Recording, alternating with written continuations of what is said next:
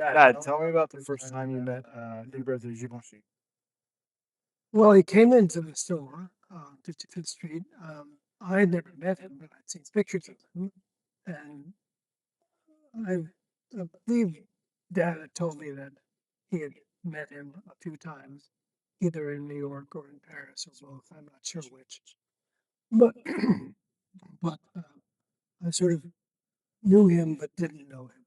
Right. And You knew it when you saw him, though. You could tell it was him. yeah, How did you know? well, no, he introduced himself.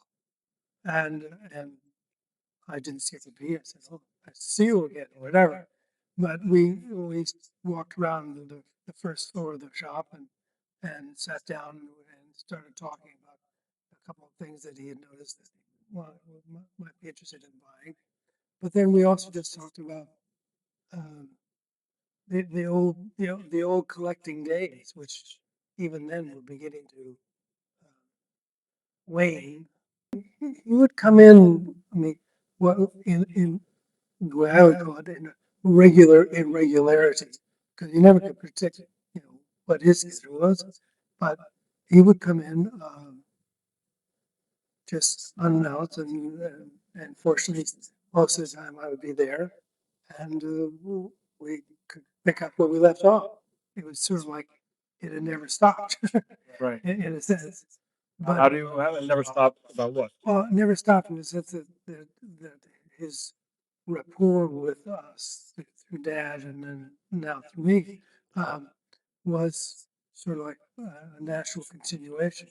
That's sort of the way he's put me at ease because, he's a pretty famous guy and, and a great collector. And so um, he put me at ease in a subtle way that I appreciated. And then we just sort of zoomed off and started talking about uh, the stuff that we knew, which is the old time dealers and what we could find in the old days and what we can't find anymore.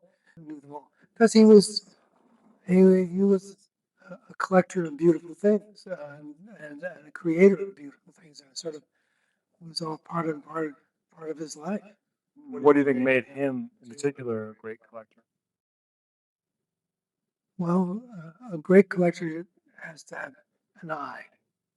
I mean, that's basically it. I mean, uh, your grandfather had an eye. Uh, I sometimes think I had an eye, and that's that's what does it. It just allows you to sew things together that not necessarily are unusual, but are just so different. I'm trying to sound like he knows what he wants. If he sees something, he'll ask about it or he'll go get it, and it just was a nice discussion that we would have. Right.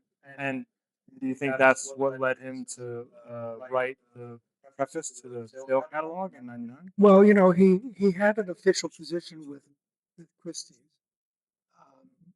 some sort of advisor or something. Well, I'm sure it was just for publicity on their part. But anyway, um, since he knew us and since it was an interesting catalog, I'm sure that they tapped him on the shoulder and said, "Can you write a preface for this?" Well, it was very personal. It was a really nice note. Yeah,